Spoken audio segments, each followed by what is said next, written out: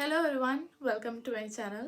കഴിഞ്ഞ ദിവസം എനിക്ക് ഒരു കമൻറ്റ് വന്നിരുന്നു, റേഡിയോഗ്രാഫേഴ്സിന് ഇവിടെ ന്യൂസിലൻഡിൽ PR കിട്ടുമെന്ന് ചോദിച്ച്.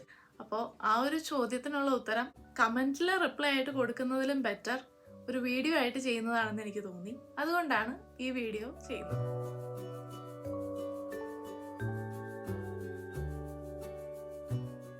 നിങ്ങൾ ചിലപ്പോൾ ന്യൂസിലൻഡിലേക്ക് സ്റ്റുഡൻറ് വിസയിൽ വരാനിരിക്കുന്ന ഒരു ആളായിരിക്കാം, അല്ലെങ്കിൽ ഇനി നാട്ടിലൊരു 3-4 ഇയേഴ്സ് എക്സ്പീരിയൻസ് വെച്ച് ഇവിടെ ന്യൂസിലൻഡിൽ വന്നാൽ ജോലി കിട്ടുമോ എന്ന് അന്വേഷിക്കുന്ന ഒരാളായിരിക്കാം. ഈ 2 കാറ്റഗറിയിലുള്ളവർക്കും ഈ വീഡിയോ യൂസ്ഫുൾ ആയിരിക്കും. ആദ്യം തന്നെ പറഞ്ഞോട്ടെ, ഞാൻ ഇമിഗ്രേഷൻ അഡ്വൈസർ ഒന്നുമല്ല.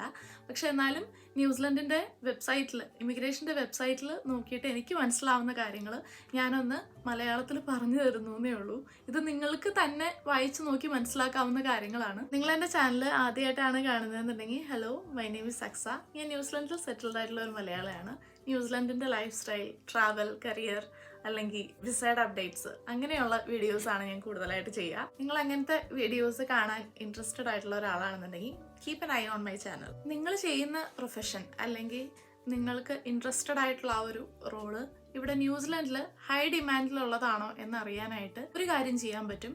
ന്യൂസിലൻഡിൻ്റെ ഇമിഗ്രേഷൻ വെബ്സൈറ്റിൽ ഒന്ന് കയറുക, ദെൻ ഗ്രീൻ ലിസ്റ്റ് റോൾസ് എന്ന് സെർച്ച് ചെയ്യുക. അല്ലെങ്കിൽ നിങ്ങൾ ഗ്രീൻ ലിസ്റ്റ് ന്യൂസിലൻഡിൽ നിന്ന് ഗൂഗിളിൻ്റെ സെർച്ച് ബാറിൽ കൊടുത്താലും ഇതേ സൈറ്റ് തന്നെ ഓപ്പൺ ആയി വരും. ഞാനിവിടെ ഗ്രീൻ ലിസ്റ്റ് ന്യൂസിലൻഡ് എന്ന് കൊടുത്തിട്ടുണ്ട്. ഞാൻ ഫോണിൽ ചെയ്യുന്ന കാര്യങ്ങൾ നിങ്ങൾക്ക് സൈഡിൽ ഞാൻ ജസ്റ്റ് ഒന്ന് കാണിക്കുന്നുണ്ട് കേട്ടോ. Green list rules immigration New Zealand ഇവിടെ വന്നിട്ടുണ്ട്. ഞാൻ ഗ്രീൻ ലിസ്റ്റ് റൂൾസ് സെലക്ട് ചെയ്യുകയാണ്.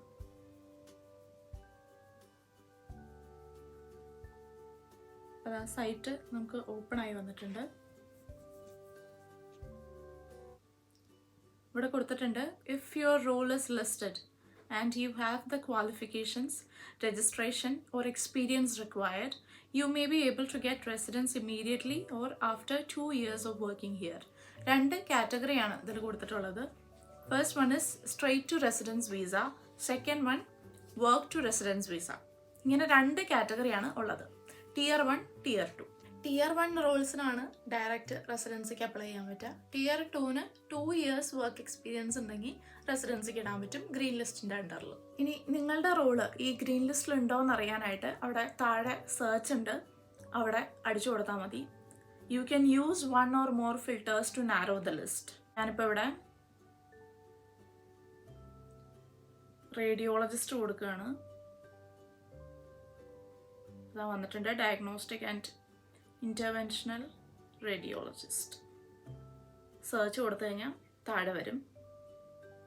Tier 1 role eligible for straight to residence.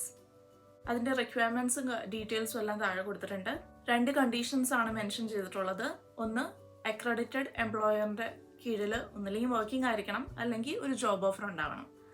Then second condition എന്ന് പറഞ്ഞാൽ മീഡിയൻ വേജ് അല്ലെങ്കിൽ അതിൽ കൂടുതൽ ഉണ്ടായിരിക്കണം. ഇവിടെ മീഡിയൻ വേജ് ഇയർലി അപ്ഡേറ്റ് ആയിക്കൊണ്ടിരിക്കും. ഒരു ആവറേജ് വേജ് ഗവൺമെൻറ് പറഞ്ഞിട്ടുണ്ട്. ആ ഒരു വേജിൽ കൂടുതലായിരിക്കണം, അല്ലെങ്കിൽ ആ വേജ് തന്നെ ആയിരിക്കണം. ഞാൻ കൊടുത്തിട്ടുണ്ട്, if you meet all the visa requirements you can apply for a straight to residence visa now. താഴെ റിക്വയർമെൻറ്റ്സ് ഡീറ്റെയിൽ ആയിട്ട് കൊടുത്തിട്ടുണ്ട്. ന്യൂസിലൻഡിൻ്റെ രജിസ്ട്രേഷൻ വേണം മെഡിക്കൽ കൗൺസിലിൻ്റെ, എന്നാലാണ് നിങ്ങൾക്ക് ഗ്രീൻ ലിസ്റ്റിൻ്റെ അണ്ടറിൽ റെസിഡൻസിക്ക് ഇടാൻ പറ്റുള്ളൂ. A letter of eligibility from one of these forms of registration issued by the Medical Council of New Zealand is acceptable. ഇതിപ്പോൾ റേഡിയോളജിസ്റ്റിൻ്റെ മാത്രമാണ് ഞാൻ പറഞ്ഞത്. പല റോളിനും പല റിക്വയർമെൻറ്റ്സ് ആയിരിക്കും കൊടുത്തിട്ടുണ്ടാവുക. ഇനി ഞാൻ വേറെ ഒരു റോളും കൂടെ അടിച്ചു കൊടുക്കാം. നമുക്ക് നേഴ്സിൻ്റെ ഒന്ന് നോക്കാം. ഞാനിവിടെ സെർച്ച് ബാറിൽ നേഴ്സ് എന്ന് കൊടുക്കുകയാണ്. താഴെ കുറേ സെക്ഷൻസ് വന്നിട്ടുണ്ട്. അതിൽ ഞാൻ രജിസ്റ്റേർഡ് നേഴ്സ് ഏജ് കെയർ ഒന്ന് കൊടുക്കാം. സെർച്ച് കൊടുത്തു, താഴെ ഏജ് കെയറിൻ്റെ വന്നിട്ടുണ്ട്. Tier 1 role eligible for straight to residence. Same 2 conditions തന്നെ ആപ്ലിക്കബിൾ ആണ്. അക്രഡിറ്റഡ് എംപ്ലോയറിൻ്റെ കീഴിലായിരിക്കണം വർക്ക്, പിന്നെ മീഡിയൻ വേജിലും കൂടുതൽ ഉണ്ടായിരിക്കണം. ഒന്നില്ലെങ്കിൽ മീഡിയൻ വേജ് ഉണ്ടായിരിക്കണം, അല്ലെങ്കിൽ അതിലും കൂടുതൽ ഉണ്ടായിരിക്കണം. ഗ്രീൻ ലിസ്റ്റ് റിക്വയർമെൻറ്റ്സ് എന്ന് പറഞ്ഞാൽ താഴെ കൊടുത്തിട്ടുണ്ട്, you need registration with the nursing council of New Zealand.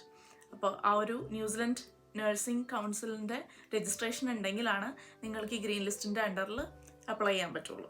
നഴ്സുമാരുടെ കാര്യം ഞാൻ പിന്നെ പ്രത്യേകിച്ച് എടുത്ത് പറയേണ്ട കാര്യമില്ല, പലർക്കും അറിയാം. അതുകൊണ്ടാണ് നാട്ടിലെ എക്സ്പീരിയൻസ് ഒക്കെ എടുത്തിട്ട് ഇവിടെ വന്നിട്ട് ഈ ന്യൂസിലൻഡ് നഴ്സിംഗ് കൗൺസിലിൻ്റെ രജിസ്ട്രേഷന് വേണ്ടി അവർ പഠിക്കുകയും എക്സാം എഴുതുകയൊക്കെ ചെയ്യുന്നത്. ഗ്രീൻ ലിസ്റ്റ് റോളിൻ്റെ റിക്വയർമെൻറ്റ്സ് മീറ്റ് ചെയ്യാണ്ട് വരുമ്പോഴാണ് EOI വെച്ചിട്ട് റെസിഡൻസിക്ക് അപ്ലൈ ചെയ്യുക. EOI means expression of interest. നിങ്ങളുടെ ജോബ്, ക്വാളിഫിക്കേഷൻ അതെല്ലാം വെച്ചിട്ട് സ്പെസിഫിക് പോയിന്റ്സ് നിങ്ങൾക്ക് കിട്ടും. അപ്പം 6 പോയിന്റ്സ് എങ്കിലും മിനിമം ഉണ്ടെങ്കിലാണ് സ്കിൽഡ് മൈഗ്രൻ്റ് കാറ്റഗറിയിൽ റെസിഡൻസിക്ക് അപ്ലൈ ചെയ്യാൻ പറ്റുക. ഇനി ഇതിൻ്റെ കൂടുതൽ ഡീറ്റെയിൽസ് ഒക്കെ നിങ്ങൾക്ക് അറിയണമെന്നുണ്ടെങ്കിൽ ഒരു ഇമിഗ്രേഷൻ ലോയറിനെ കൺസൾട്ട് ചെയ്യുക.